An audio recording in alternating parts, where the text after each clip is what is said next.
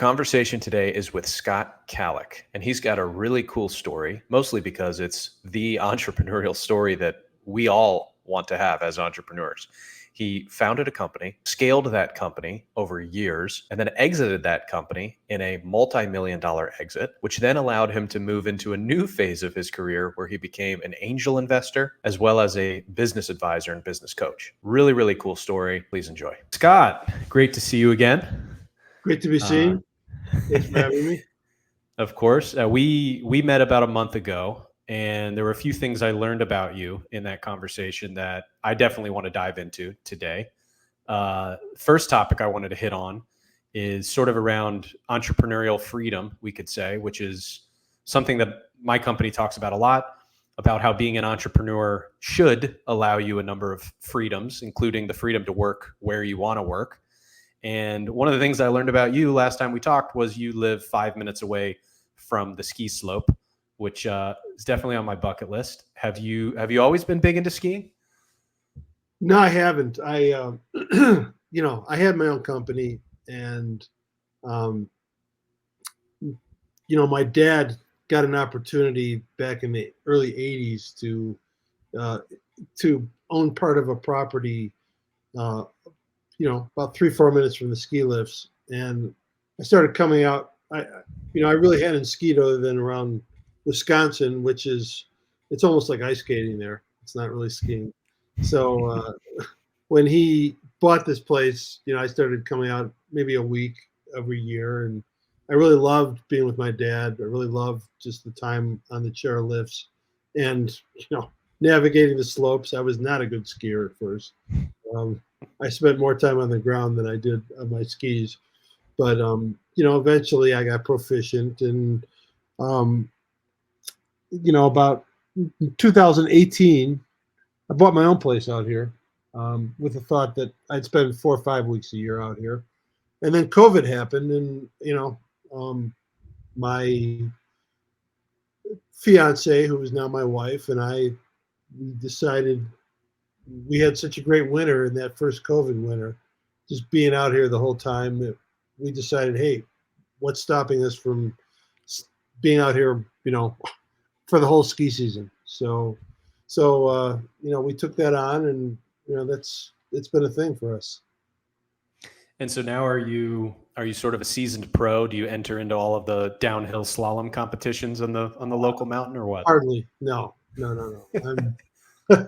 I'm a good skier. I mean, I can ski a number of the double black diamonds and almost all the black diamonds, and I'm pretty proficient. But no, I am far, far, far from a competitive skier. I just I do it because I enjoy it. I like the outdoors. I like being out there. In the winter, I get to be outdoors 4 or 5 hours a day, which to me equates to really good health and a good outlook and good attitude. Love it. So, okay, so you work from the slopes as a profit acceleration specialist, which we'll get to because I think there's a lot to talk about there. But first, I'd love to dive into your career history a bit. Another thing I learned last time we talked, because you're somebody that I think most of us would consider a serial entrepreneur. And I want to start with Continental Laundry Systems. And you were the owner and president of that company for over 25 years. So can you tell us a little bit about that company and that 25-year journey? Yeah, I mean, that was really the defining period of my life, the defining, the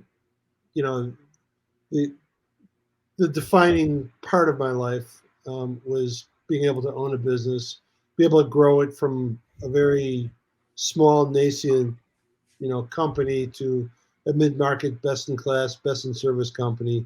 For me, I was fully engaged every single day in that business. Just, from the small details to, to landing the big customers, that was what it was all about. And, every day for me was my feet hit the floor. I had purpose. I had a mission. I had a direction, and for me, that was, a time in my life that I'm always going to cherish. It was just a wonderful, it was just a wonderful period of time.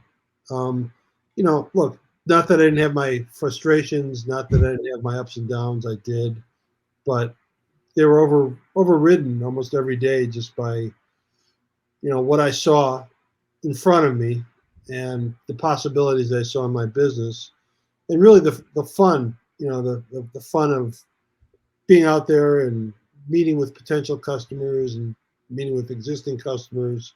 To me, that was just something that lit me up all the time. Yeah. And remind me what that business actually did.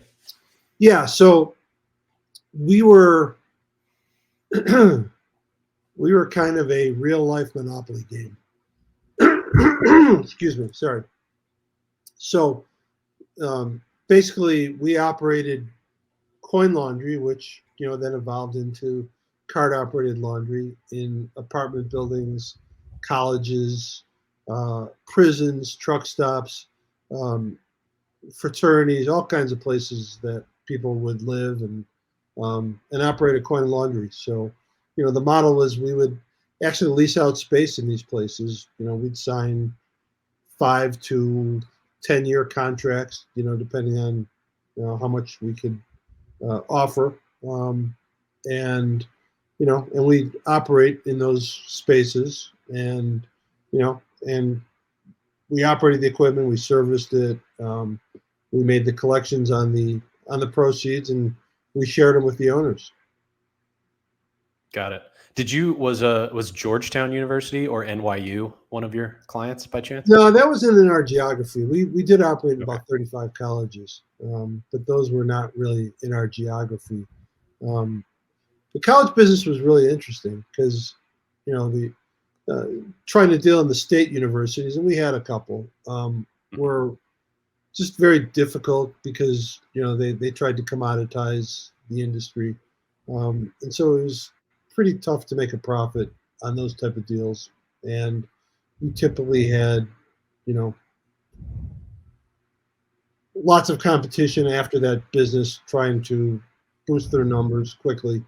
So that was tough, but dealing with the private universities was kind of joyful. You were able to establish relationships. You were able to show them the value of your service and the relationship. And to this day, I still have several relationships with in the private universities where we operated, where I can call people and say, hey, I'm in town. Love to grab some lunch. Love to see how you're doing. Love to catch up, even though there's really not that much opportunity for business with them at this point in time.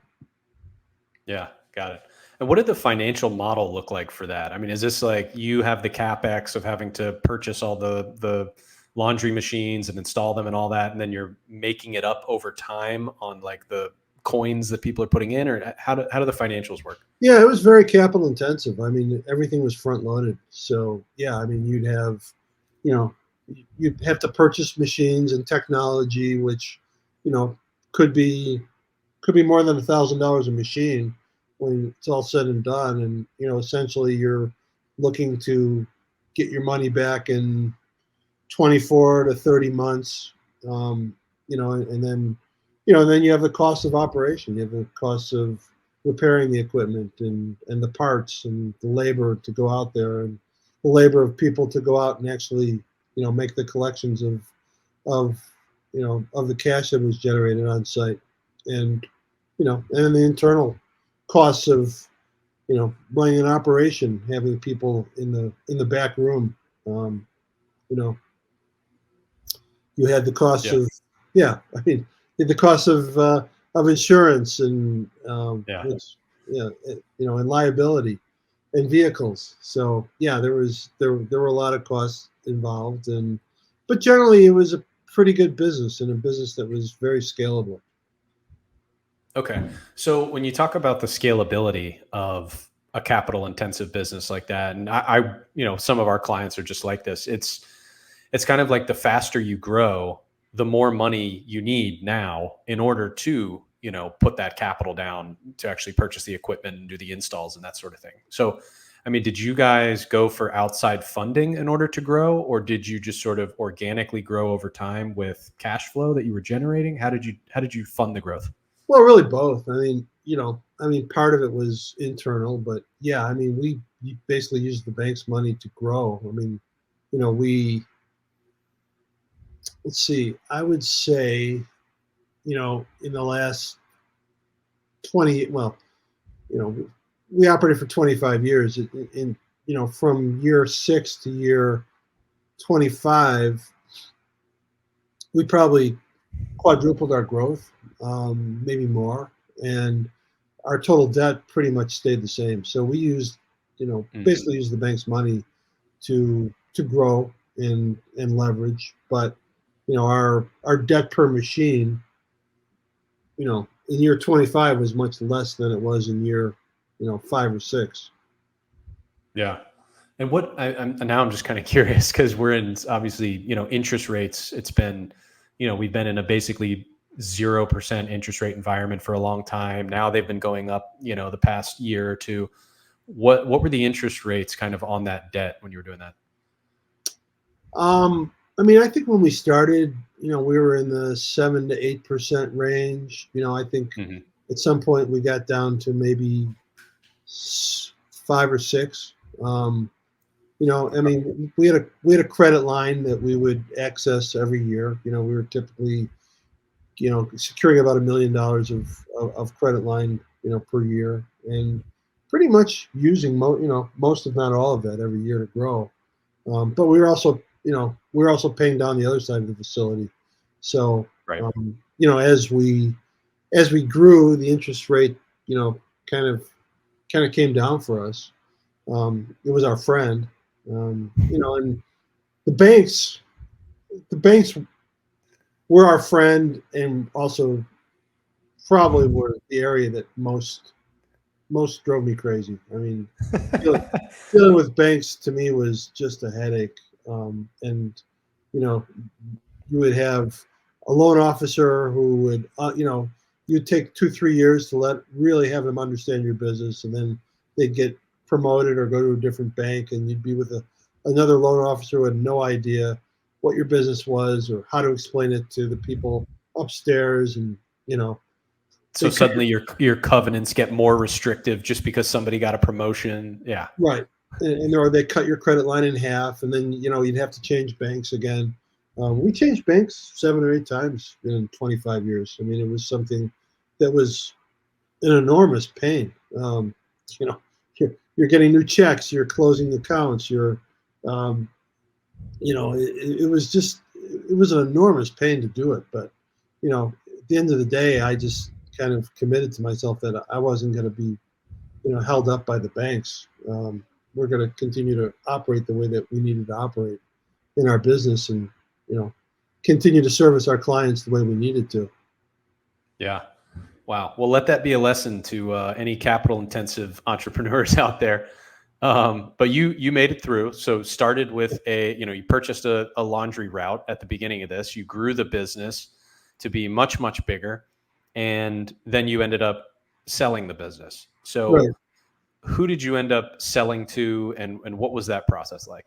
Well, there were strategic buyers out there. There were 2 or 3 companies that were looking for a national footprint. We were kind of lucky in that those companies never really penetrated our market, which was, started out Western Pennsylvania and probably northwestern West Virginia. We moved into Ohio, New York, um, Kentucky. We moved into all the contiguous states. We were in 14 states, so we became a nice target for a national company. Strategic buyers in that industry there just weren't many of them. We got approached by 1 or 2, that were looking to roll up some companies, but they never really got a big footprint. And probably about 10 years into our journey, we had a nice offer that we were ready to roll with.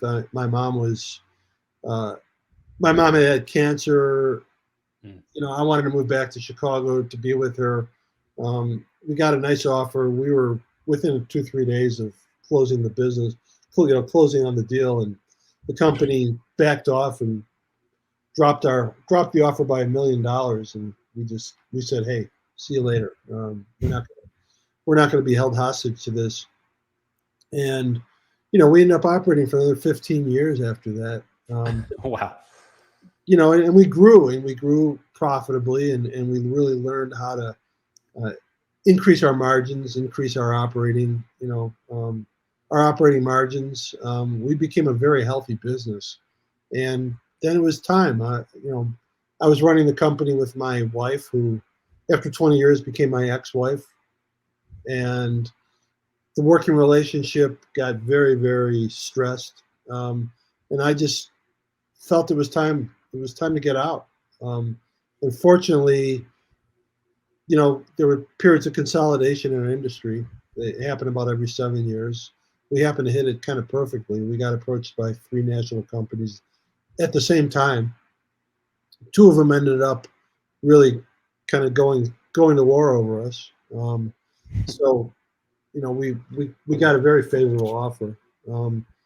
And selling the company, I explained this to a friend of mine just recently. It was like Tolstoy said, it was the best of times, it was the worst of times.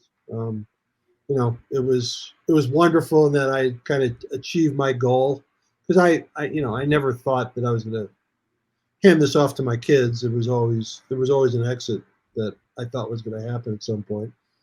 But it was a terrifying time, in that all of a sudden I had all this white space in front of me, and I'm like, what am I going to do with the rest of my life? I was I just felt like I had a lot of gas in the tank. There was a lot left for me to accomplish, and I didn't really think it was going to be in the laundry business. It was initially.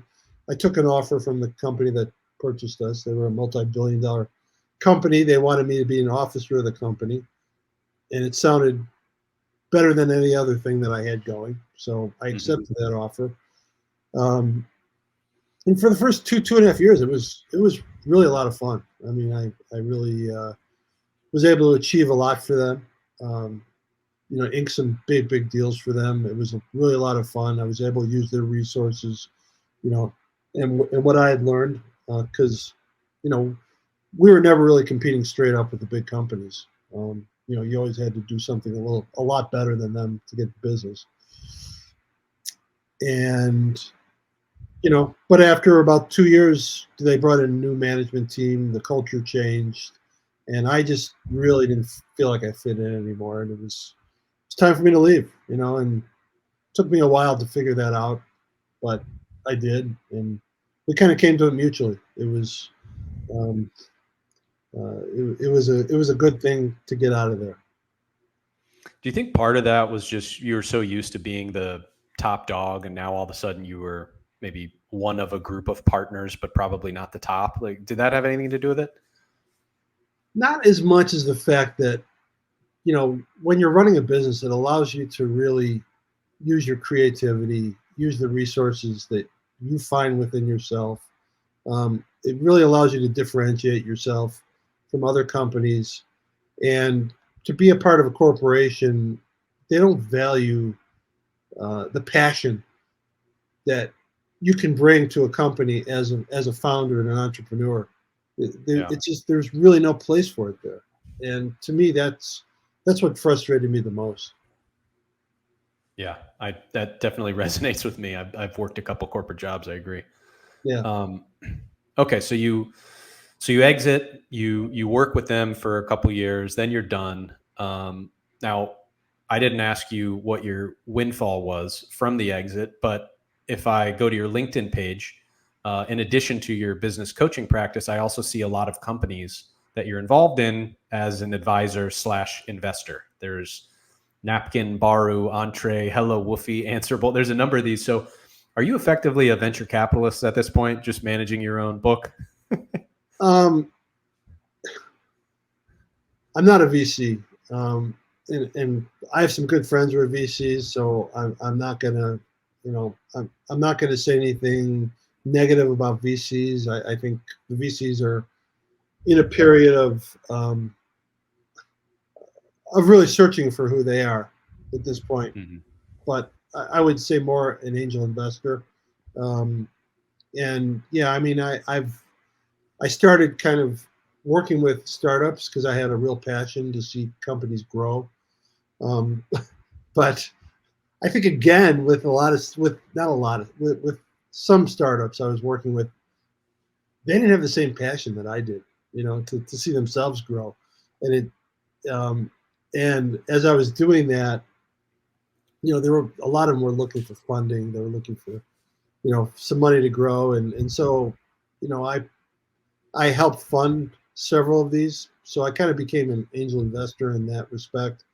Hmm. Um, I've evolved a little bit from there, and now I still do some angel investing, but when I do it, I take um, typically an advisor role with the company, where I can stay involved. And if I don't feel like I can really bring something extra that's special to the companies I'm working with, then I won't invest in them, even if it looks like it's a slam dunk. It's just not. I Yeah. need to feel a certain passion for the companies that I am involved with.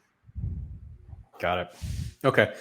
So let's talk about your coaching business then, your business coaching business. So, and by the way, after, hearing this story, I mean, you clearly have a ton of really interesting, valuable experience. I can see how you would be a lot of help as a sounding board, problem solver, confidant, all those things. Why is it that so many business owners out there do not invest in a coach? It's such a great question. Thanks for asking that. Probably the same reason I never did. Um, Okay. and really that's a regret I have at this point. But you know, I think a lot of business owners, especially in the startup phase, they're working from a place of scarcity. They feel like they don't have any money. They don't have. They have to watch every nickel, and I get that. I believe me, that's the way I was. But once you get out of that and start to work from more of a mindset of abundance, you realize that, or I've realized, that there's so much opportunity out there, and there's, once once you begin to believe in yourself, you can embrace that abundance. Um, and and then you know I want to stay to your question, why don't they? And I think it's because a lot of founders and early stage companies, and even mature companies, they're still working from a place of scarcity where they look at their bottom line and they think that's the way it's going to be this year, that's the way it's going to be next year. It's almost like my parents who grew up in depression, that they always had, you know that scarcity where you can't live to a certain level. My parents did. They kind of got over it, but I know a lot of people, even the generation before, they never got over that.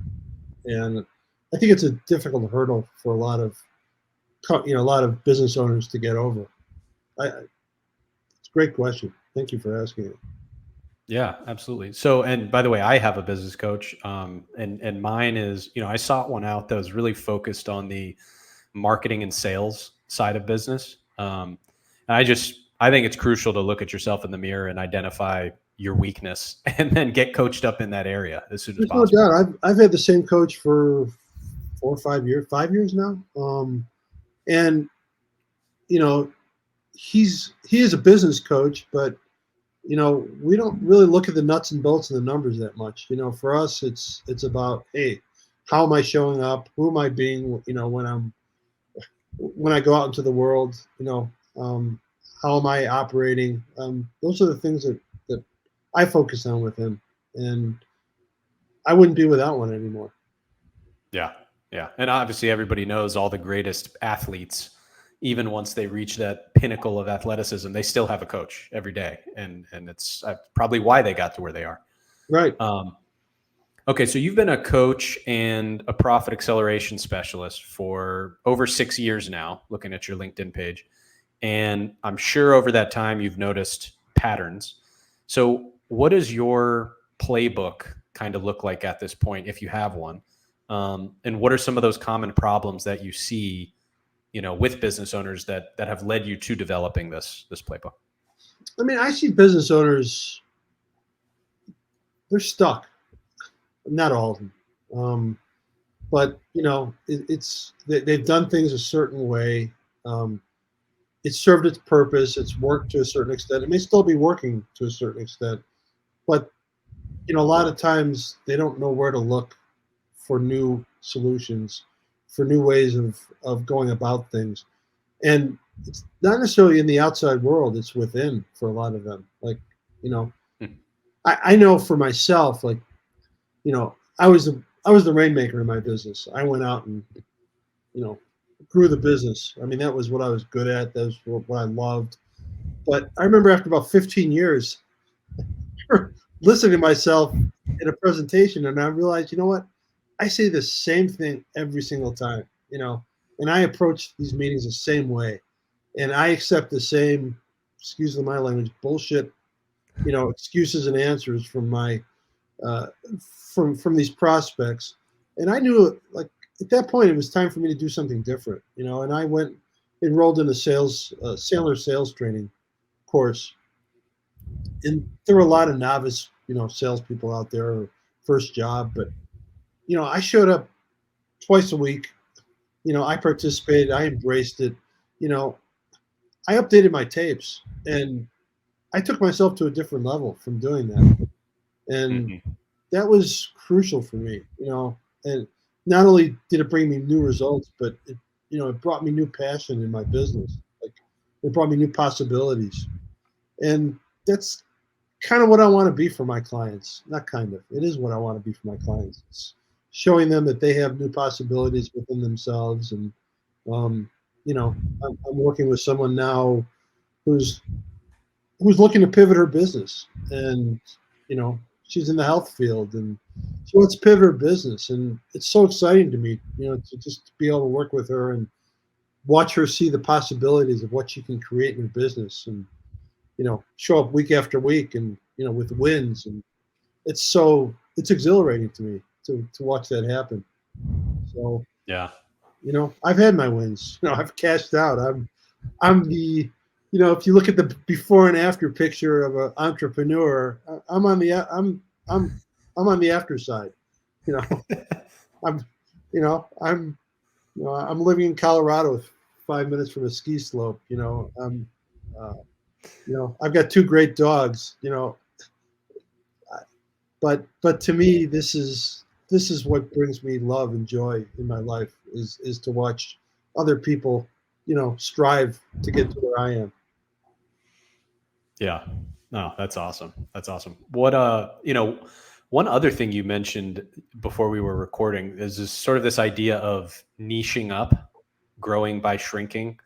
I mean, is that something that you end up bringing to your clients today? Is that kind of like one of your main methodologies? All the time. Yeah. I mean, the more definitive people get about who their ultimate client is, the closer they get to that. And, you know, people think that that's going to mean that they will eliminate certain clients. And to an extent, that's true, but it's less true than they think. Like, just once they really identify that ultimate client they get, then they will attract people from different industries that they thought. They will attract people, um, who are maybe not the perfect client, but pretty close, and they can really start to enjoy their business. Yeah. Yeah. We always use the story of Panasonic entering the laptop market. And instead of competing on the same dimensions as Apple, Dell, HP, instead, Panasonic just built the toughest laptop out there and just focused on police, military, construction workers who actually wanted a laptop that just would not break in any environment. And so they shrunk their market, to your point, is a subset of the entire customer base, but they were able to totally monopolize it. Right, and I'm sure by going to that market, they attracted people from ancillary markets from there. Like, hey, I may not be a policeman, but you know what? I want security. I want, and this is what it's going to give me. So yeah, and you know, they don't need to have 50% of market share to be a player. They could do it at probably 5 or 6, which is pretty cool. Yeah. Awesome. Well, Scott, thank you so much for the time today. Loved, learning more about your story. Is there anything else you'd like to leave our listeners with? Special request, piece of advice, something along those lines? Sure. If you'd like to contact me, an email at scott@scottkallick.com will get to me. It's Kallick. I love to hear people's business stories. I always take time when people want to discuss things. And, I would just say, everybody out there has got their own magic. And it's a question of believing in who you are and getting out there and offering what you can to the world, because everybody's got something really special and magical to offer to the world. So get out there and do it, and hold your head high, and be yourself. You don't need to be anybody else. Awesome. Thank you, Scott. Well, speaking of getting out there, I think it's time for you to get out there on the slopes, but thank you for joining me today, and talk Thanks to you for again having soon. me. Really enjoyed this.